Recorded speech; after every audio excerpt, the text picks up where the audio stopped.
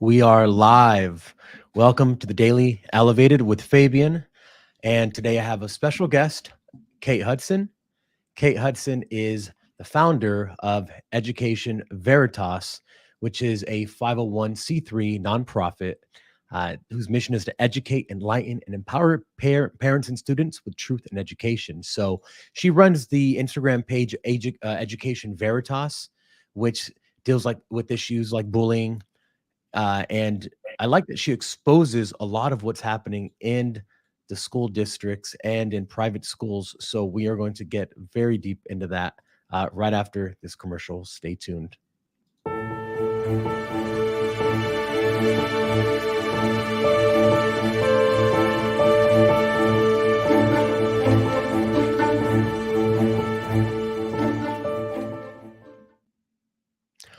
Okay, Kate, I had just become aware of a lot of things that you tell me about, but I wanted to kind of let you inform me as well as the viewers on what exactly is happening in our school systems today, and what don't we know and that we should know. Well, there is a tremendous amount going on within our school systems, both public and private. And we focus mostly on the private facet of education, but really what it is, it's the same content that's going into the public schools, but you're just paying for a higher, better executed product. So they are going to different conferences, which the main one is the NAIS. Their conferences supply an enormous amount of the content and information, curriculum, ideologies that these teachers, educators, administrators need to be pushing in their schools, according to them. So it almost mirrors the playbook of the Democrat Party. You're getting the same type of content, political and gender ideologies coming down, but it's just far greater funding behind it. So within the private schools, you've got many of these places that are having 300, 400, 500 million dollar endowments, and so they're able to really, send a bunch of teachers, students to these programs, these conferences, and there's kind of a resulting effort where they got to go then get a substitute teacher. They got to, fill these spots while they're teachers, while their students are at these classes, and really bringing back garbage. I mean, it's just bringing back all of this content, this divisive agenda that's coming down in the schools. So it's really feels like a lose-lose situation when it comes to these private schools. I was watching a few of their videos yesterday, and I didn't realize what they were, and it dawned on me that they are a massive organization which are supposed to provide infrastructure and help to schools to do their job better. But Right. what I saw was it looked like a version of social emotional learning where they just collected tons of data on these schools, 100%. because there were just back ends where you can log in and there's all these analytics, and they tell you apparently what is going on in the school district. So if you're looking to open a school, they tell you essentially where to open a Right. school, which to me kind of struck me as like a McDonald's type of model where you're franchising one of their schools and they're just telling you everything to do. Right. And that goes down from the leadership, from them telling heads of school how they're to engage, how they're to behave, boards, teachers, administrators. They have the Student Diversity Leadership Conference, which is a part of the People of Color Conference. And this is it started out as a group where, they're telling the kids that are attending this, don't go back and share what goes on here. And it feels very, red flaggish, like any anybody telling a child not to share something with their parents, that's a massive red flag. So these groups, they're pushing the affinity groups, they're pushing all of this oppressed oppressor narrative, whether they call it critical race theory.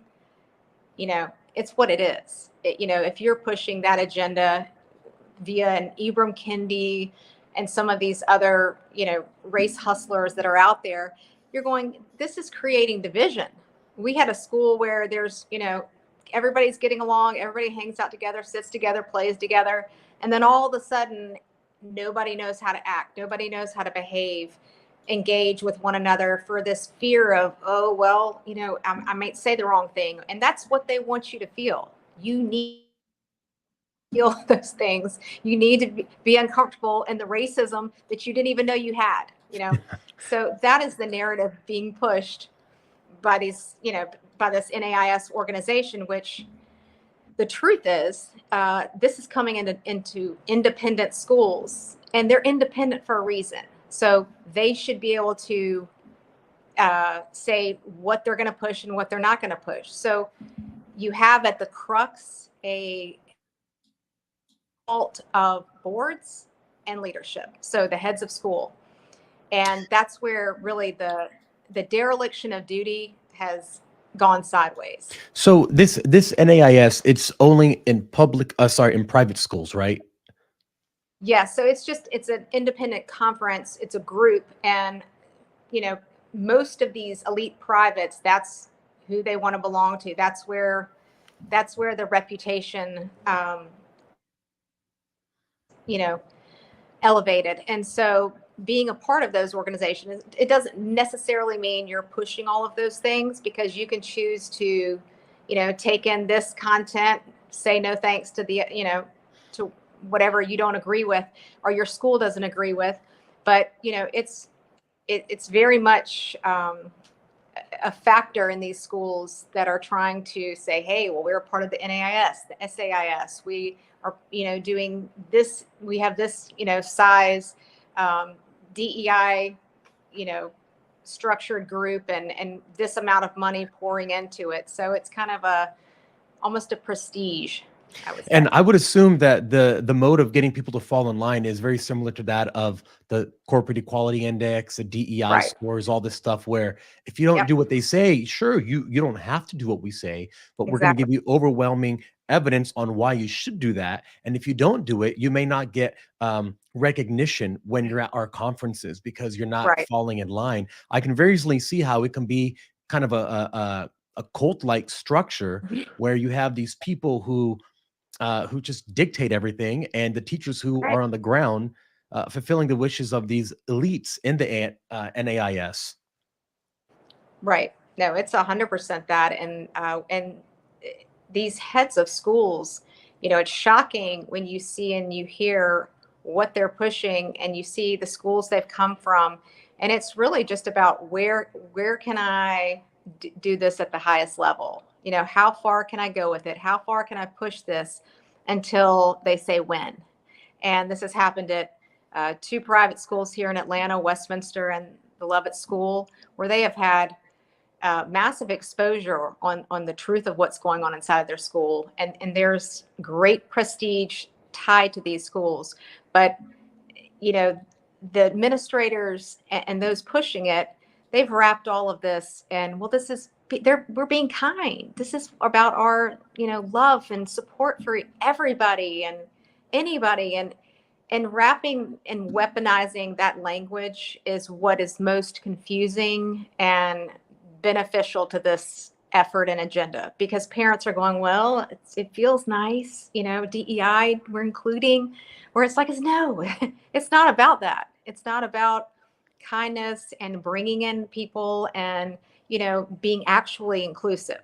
That's the thing. It's not about being actually inclusive. So as long as you fall in line with their narrative and you agree with what's being put out as far as the messaging, you're good. Anybody to push back on that, well, this may not be the school for you. Maybe you need to go somewhere else. We've got 20 people in line behind you.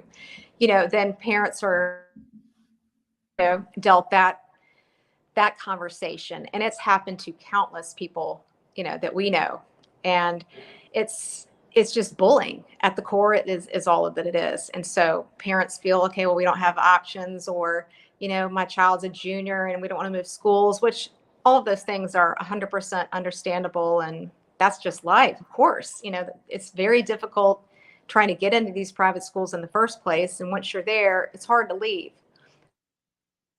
That's why it's so important to expose and call out really what's going on.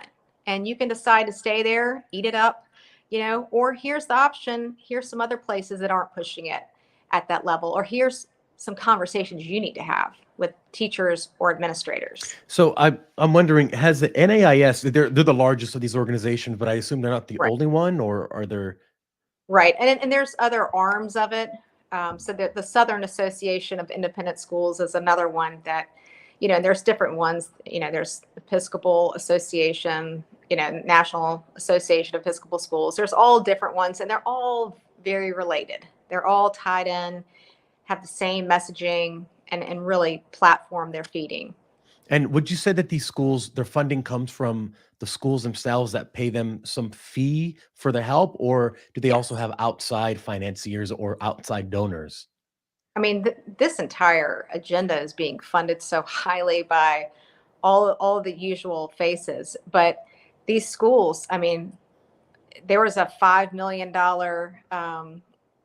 amount set aside in 2020 at the Westminster schools that was like, you will change your curriculum, you will implement this Black Alumni Council, you will incorporate affinity groups, we will have all of this education and implementation of this. And if you look through all of their sources, the media articles you should, or books you should read, things you should watch, I mean, every bit of it was just a complete, just a narrative.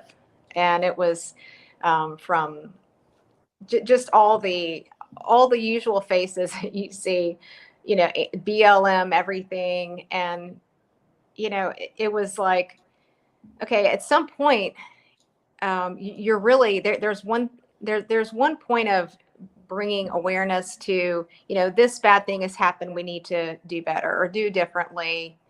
But when it becomes, this has become a monetary thing. So this is not about someone's or an entire group of individuals or race, color, religion that feel this oppression. This is just a moment that's been hijacked to push all of these agendas. So as a parent, or as anybody from the outside looking in, wondering what's happened to the school system, what's happened. Public schools, I get that. They're their own entity, they're their own Right. problems. But if you're a parent, you think private school is the best for your children. So you're gonna, I would assume a parent would hold a private teacher in a higher esteem than a public school teacher because they're paying for that. It's just like if your kid went to a community college versus Harvard. Right. So you're paying for that. So you have the expectation that the teacher is going to have more knowledge and be able to make your kid better for the world when they finally go out and are released from that institution. But they're being indoctrinated by these teachers. And would you say, because I don't know how long they've been around, but would you say that they've gotten more Marxist in their education, or has it always been like that? You would know better than I would. I think this has been coming on for a few decades. So this has been kind of a slow creep, and it seems as if everything came to light in 2020. Everything became exposed, and maybe it was being home, online with COVID and seeing actually what they were talking about and the handouts. I mean, my son received a handout on civil disobedience, and if you don't agree with the law, here's how to break it. Fifth grader. He Wow. had homework activities on rewriting the preamble to make it more equitable. We had No um, way. little handouts on bumper sticker politics of Obama and abortion. It's like, we're 10, okay? We're Wow. good. Don't need all that. My child needs to learn to read well, do math well, and any of these other academic, facets. That's what we need to focus on. I don't need you, you know, sitting my child in a group saying, okay, stand if you identify as a girl, stand if you identify, which is what happened. This is how all of this started. So um, I don't believe it is the school's place. I don't believe it's the teacher's place. I don't believe it's the chaplain who led a lot of these conversations of saying, oh, okay, well, we're going to talk about gender with your children. No, no, no, we're not doing that actually. No, I'm not. And then it was like, well, maybe we'll have 20 parents come in and talk about it. No, we're not doing Hmm. that either, because I don't know those parents. I don't know where they come from or what Yeah. their beliefs are, and Yeah. Why I would don't. you let someone else raise your Yeah, children if it's a teacher or a parent? and have gender conversations. Like, my child's a boy. Okay, there's a boy and a girl. That's what we're sticking with. That's science. That's what you guys preach on. It's all all about science. So we're gonna stick with that. Trust the science. Yeah, trust it. So that's pretty incredible that they're having a 10-year-old rewrite the preamble to the Constitution to make it more equitable, Hmm. which I mean, if you look at people like Paulo Freire, the Marxist, who was Right. basically the biggest Marxist education writer that's just destroyed Brazil's school system, but it makes sense that they're at an early age they attempt to indoctrinate and activate or make these children Right. become activists and see the world in a different light so that they have that foundation growing up. And as a parent, I mean, I can just imagine the onslaught of things that parents go through, such as yourself, where every single day you're like, let's see what else we got to handle today. Yeah. Like every day you're preparing for a fight over Yeah. something that that you don't know may happen. And Right. I can only imagine what kind of toll that takes, especially if you're doing a million things. You're raising a child, which is already hard enough. You're working a job. You're keeping a home, and now you have to deal with this other Yeah. battle. I mean, You have to deal sometimes with does deprogramming. deprogramming. That's a good way to put it. Yeah.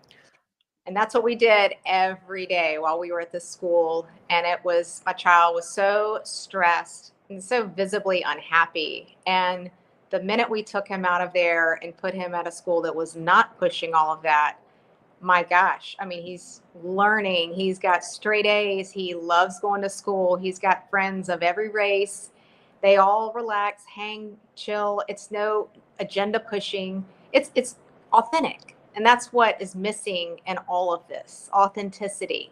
Like, you're not striving for children to be resilient. You're striving and you're angling them for misery and struggle because they're not going to know how to cope in the real world.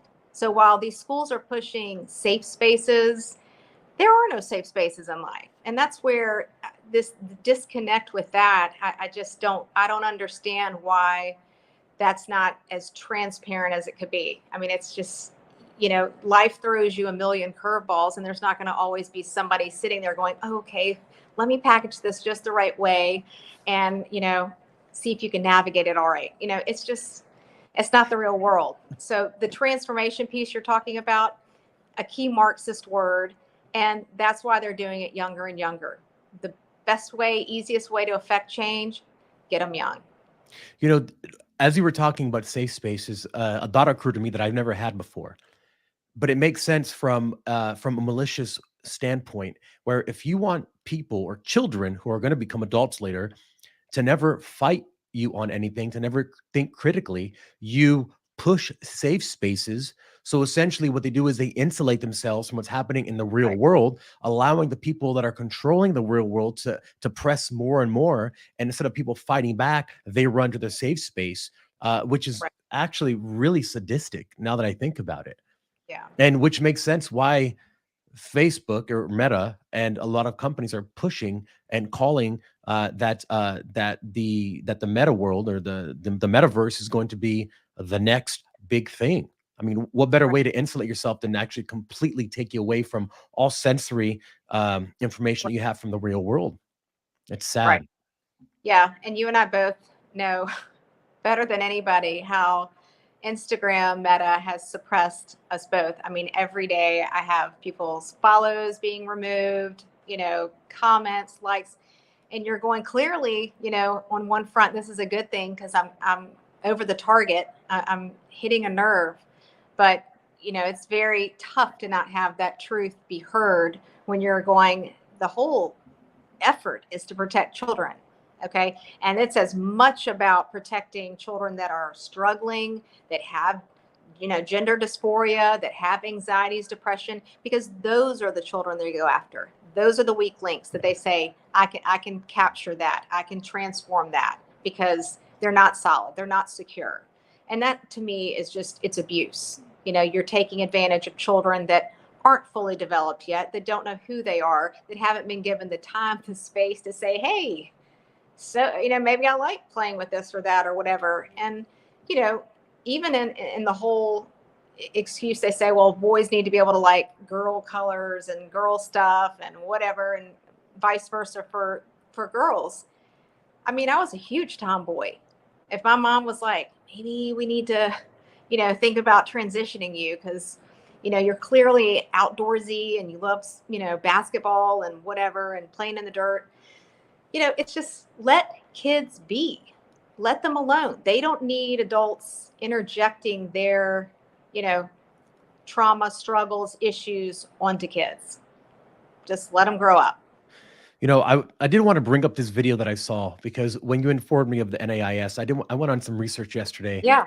And I found this video of these two people. I don't know if they work for the NAIS or they're part of the DEI cult that have been sent there to tell them what to do.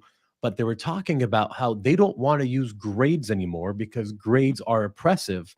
That's right. They're supposed to objectively determine if the child is fit for whatever next portion of life. Right. And I'm just thinking how ridiculous that is. If you're a recruiter at a job and you're trying to evaluate whether this person's going to help your company, but there's no marks to evaluate them on. It just says pass or no pass, which is absolutely just stupid. So let's actually watch this video and just reminisce on the good times where we had grades. Yeah.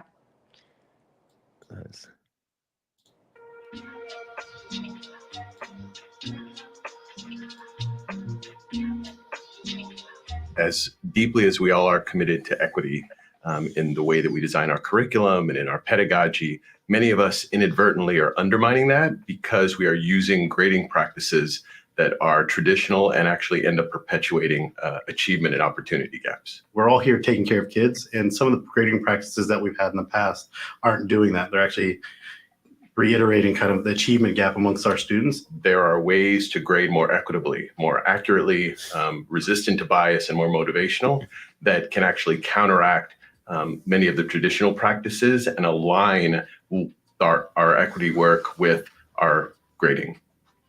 Our grading practices. First of all, I just want to point out, if you notice how many times he says traditional in a negative sense, and equity. Oh yeah. So it's just there's all this Marxist language in here if you really listen to it. Oh yeah.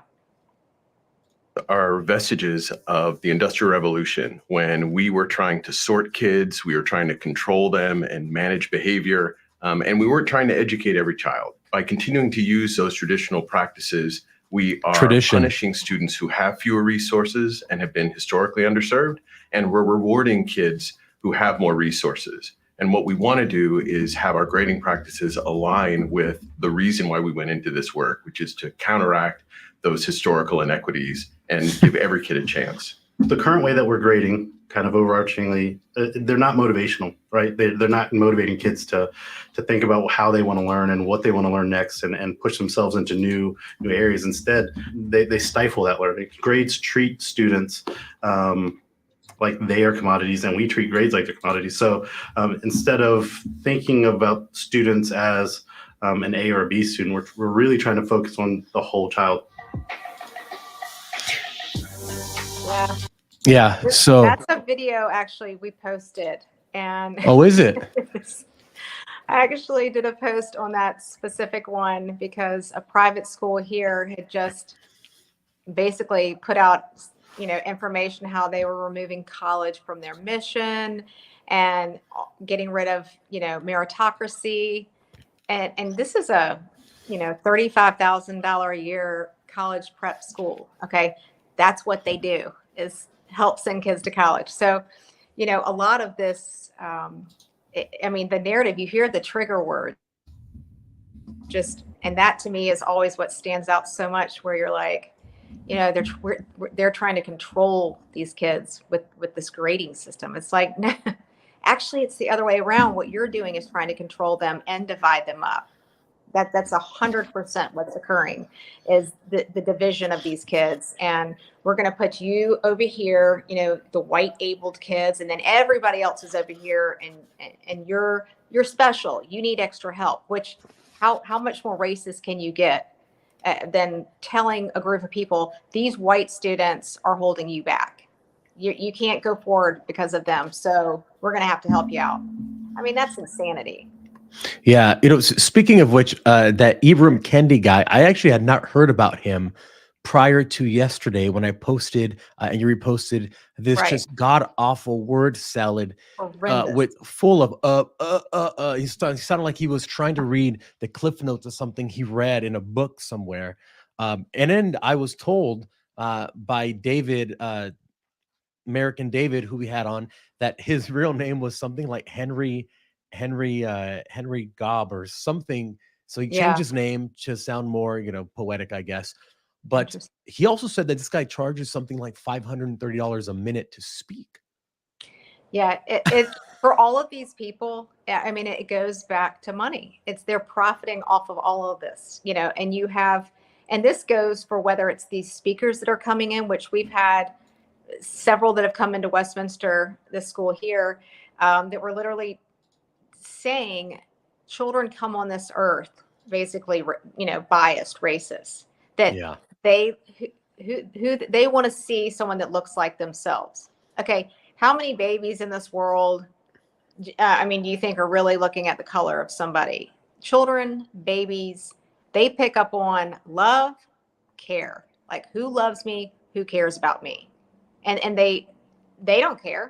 That's a narrative that's getting pushed. So you have these individuals that are making vast salaries off of this woke, train, and it's out of control. I mean, there's a head of school in Chicago who left, Randall Dunn. He's gone to the Rye Country Day School from the Latin School of Chicago, and this gentleman hardcore push DEI, everything at this school. He's now embroiled in a lawsuit against a parent that her child committed suicide because of bullying that went on that was not addressed. So this gentleman's gone on to the Rye Country Day School, and someone ran into a person that works there and was like, so how's everything going? Gosh, it must be, difficult now. He's here. It must be crazy. And they were like, no, it's actually never been better. There's not an ounce of this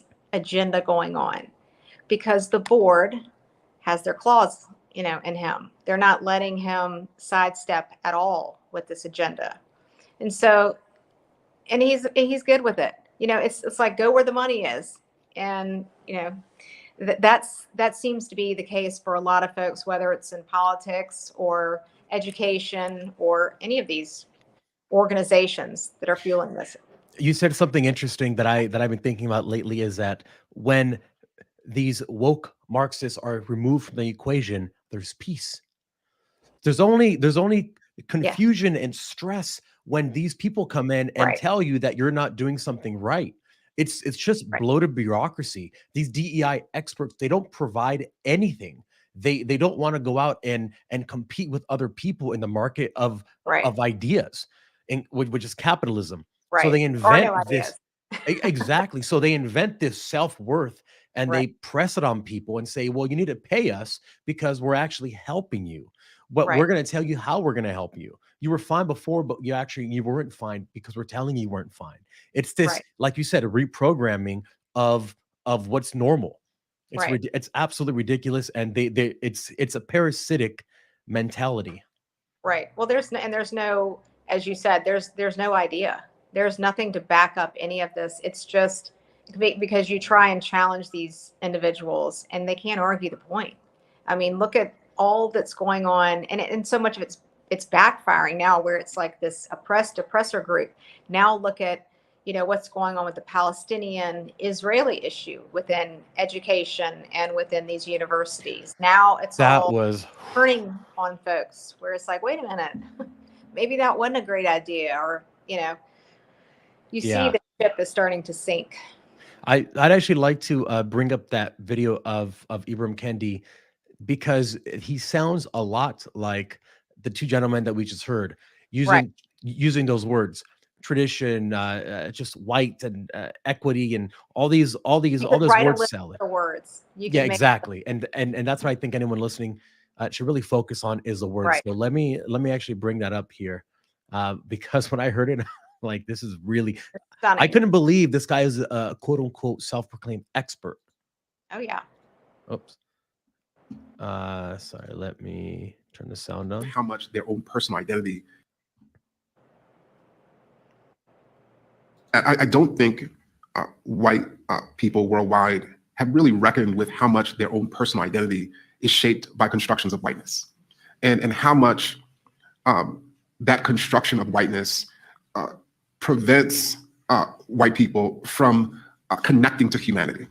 In other words, recognizing that when you recognize that you are part and parcel of humanity, in other words, you're not over humanity, right?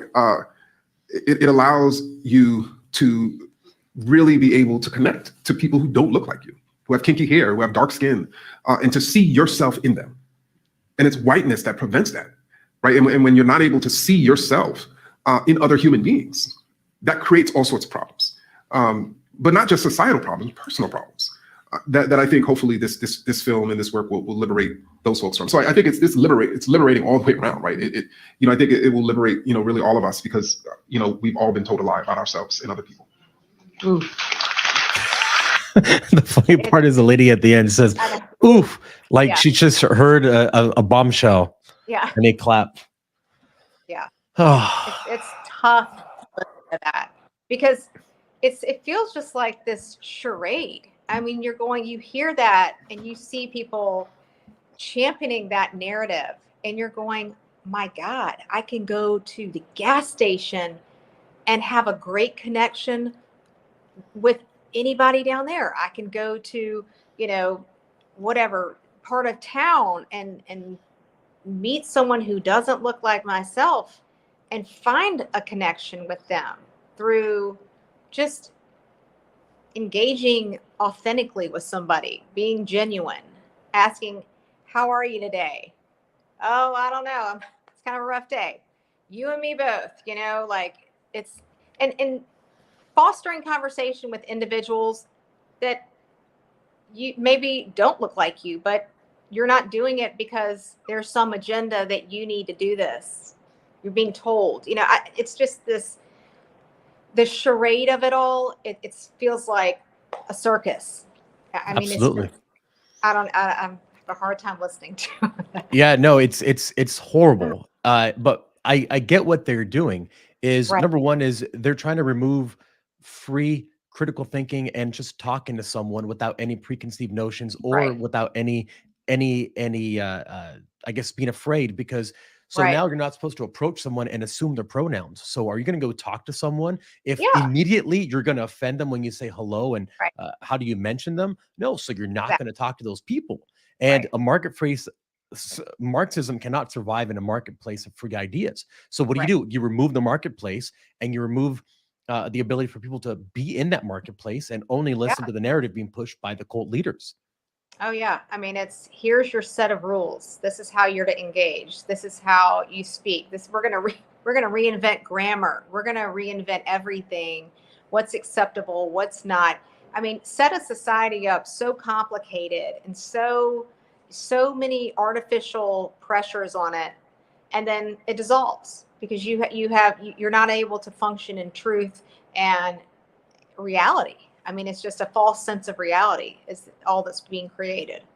Absolutely. And Hegel, the philosopher, talks about creating what he calls a synthesis, which is you take what is and you take the antithesis and then you create a new reality. So that's essentially what they're trying to do by having this oppressive class of people. What's normal? What's the opposite? And you take those and you create a new reality that everyone has to abide by. But like I said, it's just parasitic. And the fact that they're doing it to children and they're grooming children is, I believe, the most abhorrent thing that I've seen done in my lifetime, because it's not done from a place of kindness. It's done from a place of maliciousness. 100%. And trying to control and create these activists. So you have even, the NAIS, they have bits on activism. Okay. So this is what we're raising up. Just activism. That's all that matters.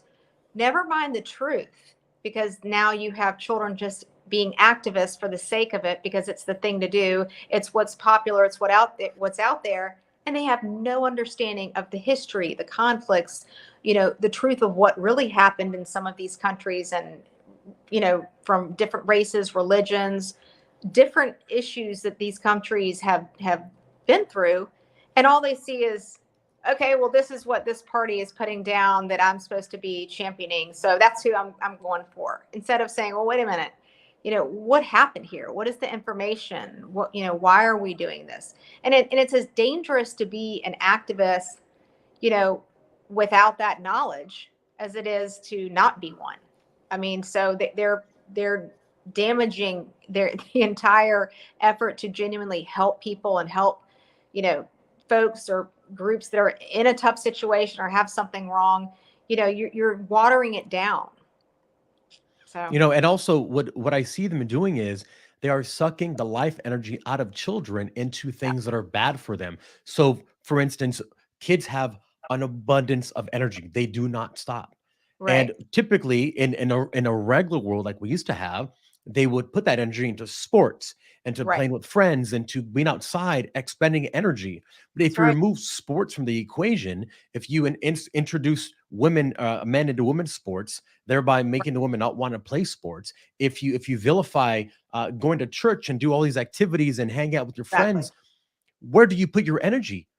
On Right. your cell phone, and all you see on your cell phone is activist type narratives being pushed Yeah. through the algorithm. So they're essentially stopping you from doing all this so that you can only do one thing: focus on Right. being an activist.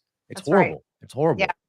Demonize all of that which is good, whether your religion, whether it's, going to church, whether it's, after school stuff, activities. The white male athlete, that's bottom of the barrel in the private schools. Like, they're the worst of the worst. That's who is gone after now. So the administrators who don't coach, teach, they're just listening for microaggressions. You've got groups of kids that are doing the same thing, listening. Sorry, that went out. Just the constant effort on that front to really, undermine these kids and make them feel like they're the worst thing on the planet. They're all that's wrong with the world. So I have two ideas of the future with this subject, and they're actually both positive. So you Yeah. let me know if I'm on the right track, if I'm completely wrong, or maybe I'm missing something. But this generation is really the first to be, since the first Marxist kind of takeover, Right. whatever, this is the first generation where the kids have been just completely inundated into this new world and they're dealing with all this stuff. Okay. Sure. Right. Some are thinking it's cool right now. When all these children hit teenage years and past the teenage years Right. and get over this, number one, I really believe, especially parents that transition children, that there's going to be a ton of heartache, tons of families broken up, tons of angst, anger, resentment from these children to their parents. And the Right. second thing is the next generation. So Mhm. kids always want to do the exact opposite of what their parents do. They think their parents are not cool. Like, there's so many Right. celebrities that are huge celebrities that say, my children, they don't even think I'm cool. They want to go see this Yeah. person. So if we're pushing this so hard on kids, at one point our kids, which are naturally rebellious, going to just be like, this is stupid. And Yeah. I believe turn conservative because it's the Yeah. opposite of what's normal. I think a lot of kids that are in the know are doing that, and it's kind of sad because what you see and feel is, okay, well, my parents aren't standing up for me. I know this is bogus. Why are these teachers pushing this? Why do I have to write my paper with left-leaning views so I can get an A? Why am I having to, front this and have this done to me? So, because parents are telling kids, oh, just keep your head down, just let's get through. That's the wrong thing. Like, you're not teaching your children, number one, that you will stand up for what's right, true, and protect them at all costs, their heart, their mind, their spirit. You're teaching them that, number one. And number two, how you go forward in the world and you show bravery. You stand up for what's right, whether, and there may be instances where something really wrong is being done to somebody else. And you don't, and a child doesn't step in because, well, they're taught to just sit back and let it pass. And, there's a tremendous amount of lessons that are being failed here. And I think, as well, this group of kids coming up right now has got the highest rates of depression, anxiety, suicidality, all of this, and so much that's being pushed on them is flourishing because of the social contagion. You have girls saying, well, hey, so and so is pansexual this week, so I'm going to be bisexual, or that's not a realm kids need to be involved in, and their mind needs to be a center focus. Just like, walking in a classroom and there's pride flags, it's not about adults being whatever they are, or even if a child is, but sexuality does not need to be the center of the classroom. And that's how, the weaponization of this as well is like, oh, well, you don't want your children to be around gay kids, or you don't like transgender people. No, that's how it's being weaponized, though. Yeah. That is how the argument's being weaponized. It has nothing to do with that. And everybody should be what they want to be and who they want to be. But you do not need to be pushing gender ideologies and sexuality stuff on children that haven't even maybe gotten to the point, or if that's something that's crossing their mind. I mean, it's just kind of, in my opinion, you remove a child's innocence and introduce them to things that they aren't ready for. That's abuse. So, as a parent or just as a concerned citizen, what could someone do in the private school system to combat this? Because I know in the public school system, you have your school boards and all Right. that, but I actually don't know what type of organizational structure they have in the private school system. So maybe you can just Yeah. illuminate some of that. So within the private schools, really the people that need to be holding the line on the mission and adherence to that, fiduciary responsibilities, is the board. Okay, so they're in charge of the head of school. They're kind of the ones that are able to call the shots, are able to rein in heads of school. And so when you have basically a situation which is most of these elite private schools, where the boards are frozen in fear. They have these aren't the public school boards. These are private school boards. Private school boards. So these are people that are put into position because you can, number one, donate, you fit the identity profile, you're able to push the narrative, amplify it maybe better. You're in a position to do that. So those are a lot of the criterion that are being sought after for board members. And so what they end up with is a roll along person who yes, pass along, just a yes man, basically. And they're not voted on by the parents or by regular people. This is just insider stuff. They're implemented, yes. And so these individuals in themselves, they love the position, and they love to be in that arena, and hey, we're in the club. We're the ones that are in the inner circle. But that inner circle is so poisoned with, it's just weakness. Like, nobody can will stand up and say, hey, this is not what we should be doing. Our kids need to be educated, and we're falling down on that because we're trying to, make this school a place for everybody. So you have struggles, we'll fix that. We'll water down the curriculum. We'll give you extra time. We'll let you do APs regardless of your ability to do it. It's doing a disservice to those kids and setting them up to fail. Okay.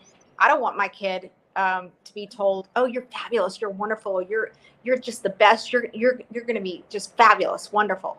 Okay, what does that mean to my child if he's not earned anything or done anything to warrant those positive feelings? You don't get your confidence from somebody saying you're awesome, you're great, you're affirmed, I see you. Okay, that is not reality. Once again, you gain confidence through mastery, period. And whether it's mastering your emotions, mastering a sport of some kind, math, being a fabulous reader, artist, whatever it is, the more you build on yourself, that's where confidence comes from. And that's the piece that these schools are purposefully deleting, Yeah. And leaving out. I think that kind of goes along with their inability to compete. So they want to create a new hierarchy where the people who do nothing are the ones who run things. Because, Exactly. like you said, when you have mastery of something, that along with that comes pride. I am the best athlete. I am the best painter. But if everyone is the same, Right. then why would you ever, What's the try incentive? harder? Yeah. What's What the is the incentive? why should I work harder if we're all just going to get a passing grade? And that, there you have it, like communism right there. What's the point? And so you develop a society of mediocrity and low achievement and struggle, and it's not the way. But One of a perfect example to go along with what we're talking about now is there's a picture in China where they have the workers, communist workers that get paid and told what to do by the government. They're right, sweeping the streets, these massive streets with brooms, right, individual brooms. So someone was talking to them and said, "Hey, why don't you just use a machine that can do the job of like 20 people?" right, And the response essentially was, why? We still have to be out here for a certain number of hours and we still have to do the job. So why would we do it quicker? We just have to fill right. time. And that, I think that kind of is emblematic of that fact of not having a competition, of Right, not doing things more efficiently because there's nothing to gain by doing that. right. It's Definitely. sad. It is a sad state, but Well, we've got to keep, putting the truth out there, and, hopefully we need all the eyes and ears on this, and the people following and commenting and engaging and sharing this content, because for both of us, it's all about just being heard. And so you decipher, you make your own decisions, but here's the information. And if you can't get that information to people, then society is at a great disservice, I think. yeah, I do start. I am starting to see. Well, first of all, I know that you can vote with your money. We Right, see that happening with Disney and all these companies, Walmart, Bud Light, etc., right. Target. But in the private school system, what is the other option? Is it just homeschooling? Is that the Well, way to really? their school's not pushing it. They are smaller a lot of times. I mean, the school my kids are in, they're not pushing it. So you know, there are also a lot of options though with the homeschooling. I mean, it's not like the old days where you're sitting at home with a bunch of books and you're teaching your child. Like, there are collectives, there are groups, there are places you can go for 3 days a week and take Hmm. this class, that class. So there's an enormous amount of help, and people, message us if you need any insight or information on how to get connected, and find places within your cities that are, whether they're not putting out that narrative, or where you want to join in with groups. Because we have people all the time that are letting us know, hey, we have this school and that school that is, they're fantastic and they're not doing all this. Oh, well, But that's you great. have to also, you absolutely have to do it with your money. I mean, you've got to stop donating, contributing. I don't care if it's just to count as, okay, I've given, so I'm considered a contributor. Even that, the money's got to be pulled. We've had millions pulled from elite Wow. schools in Atlanta because of what we've exposed. So foundations pulling money, people taking them out of their estate planning, and that's what needs to happen, just on a continual basis. Just more people removing their money from places that do not represent their values or beliefs. Yeah, and so I can see this coming to a culmination, especially in the university system where you have massive donors now that are pulling their money from Harvard, et cetera, because Right. of the anti-Semitism. So you're losing all this booster of money. Sure, you have a lot of money in the accounts, uh, but if the people that are graduating that have been indoctrinated for in this generation, Right. if they're going to go and earn money and then donate it to the school to just become even more of an activist organization, as a business owner, why don't I just stop hiring from your schools? Because I know what comes Right. out of there. I know, I believe Bill Ackman and Dave Yeah. Portnoy have stopped hiring Ivy Leaguers. So at Exactly. what point does it become a pejorative to have gone to an Ivy League school? Right. I think it's already, I mean, there's their quote of the road to hell is paved with Ivy League degrees. I mean, it's just so much just bad coming out of the Ivy Leagues. And that's why there's so many schools in the South that, I mean, folks are running to. I mean, from TCU, Auburn, Alabama, Samford. There's a ton of schools in the South that they're just like, no, we're really trying not to do all Yeah. that. And not that there's not rogue administrators, teachers, people that come into those schools and organizations, because it happens all the time. But for the most part, those missions are kind of being held where we're going to Yeah. educate our.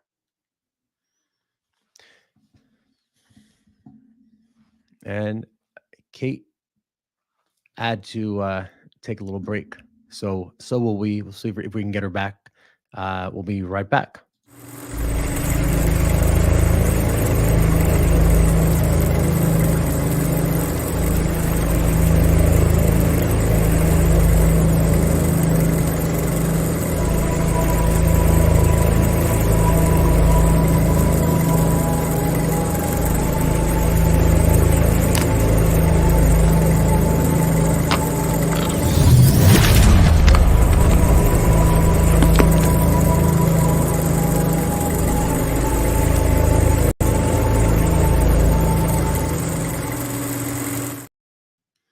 All right, we got Kate back. Yeah, we got a little bump. Sorry about that. That's all right. We went to commercial. So that's such great information. And I think the last thing that I was going to ask is the accreditation of schooling. So I've heard Jordan Peterson talk a lot about that, and to be honest, I don't know that much about it other than kind of like what I've heard from people. But I've heard that the accreditation industry has been just ransacked through by these Marxist leftists. What's going on with that, and what are the issues facing school, institutions trying to get accredited? Well, I think there's some nuggets of that I don't fully understand, to be honest. And I know that there are many organizations that are not entrenched in this woke Marxist, thread. And some of it is, there's Christian organizations, and then there's, I think, a smaller like Southern organization, not the SAIS, but it's another one. I can't remember the acronym for it. But a lot of it is, these schools need to understand they have options. They do not have to buy into this. They do not have to go to these, accreditation organizations that are fueling this type of content. So, whether it means maybe they're less competitive seeming, the truth of what these schools are actually putting out is really the proof of the pudding. Yeah. So it's, a Christian school where we are, there was concern of, well, are we seen as competitive? Sorry, we flipped out again. Are we seen as competitive as some of these other schools because we are a Christian or we're aligned with a Christian organization? It's like that really has nothing to do with the content you're putting out, as a school. And my child is getting a better education now than he ever did at this, super elite private here. I mean, it's phenomenal, the holes in his learning that he came out of the school with. So it has nothing to do with really, it's really all about the content of what you're putting out. So these accreditation organizations, it's kind of this this umbrella of sorts. But I think, those schools have got to disassociate themselves from them. And it's, they've got to disconnect, because it's truly a poison that they're injecting into these schools, these private schools. Yeah, there's, I was thinking the other day about Amish people. I rode my bicycle across the country in 2020 during COVID, and through Eastern Pennsylvania, it's Amish country. And I saw a big group of children at kind of like sitting outside in a circle and there was a teacher teaching them. Right. So I started thinking, what exactly are they learning if they don't use computers, et cetera? So I went online and I was kind of researching, and apparently, and I don't know if this is correct, but the average intelligence of an Amish person is the equivalent of like an eighth grader or something like that. Right. So I was like, oh well, that's kind of dumb, literally and figuratively. Like, why Right. wouldn't they teach her? And then it kind of struck me that they learned, sure, like book smarts, I guess, Right. science wise or whatever. Yeah. But what they have is this insanely strong sense of community Right. and morals. Yes. So I started questioning myself. I mean, I was riding bikes for like 10 hours a day, so all I did was think. But I Yeah. started thinking about uh, what is more important in a community? Is it just what you know about, like, let's say the moon, or Right. is it like what you know about other people and how to interact in community? And I had this really long thought process going through all that, and it was a really interesting thing uh, to kind of this rabbit hole to go down. Right. Yeah. It's insane. I tell you. Yeah. No, it really is. And I wish we weren't living in a world like this, because I love space, I love science, I Right. love just things. Yeah. And initially I was making videos about just things that I like, right? Like Right. technology and AI and stuff.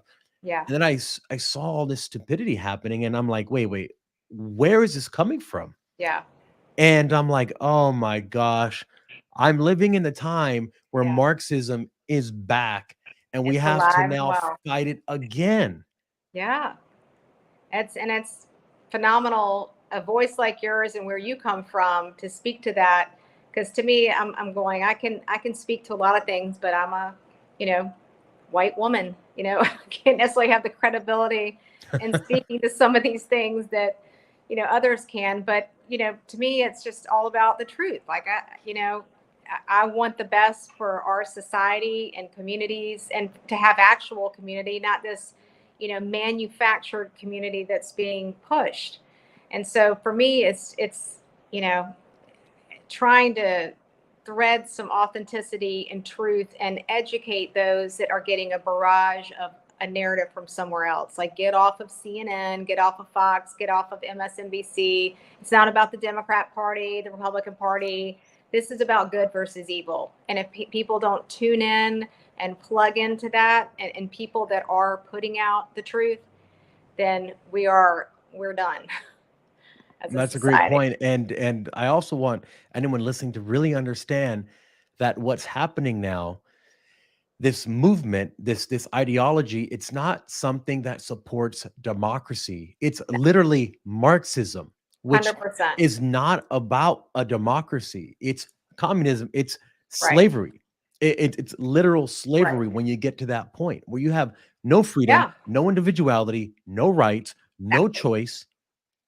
Right. So we're Yeah. fighting slavery, yet that's what people are We're pushing being for. enslaved. Right.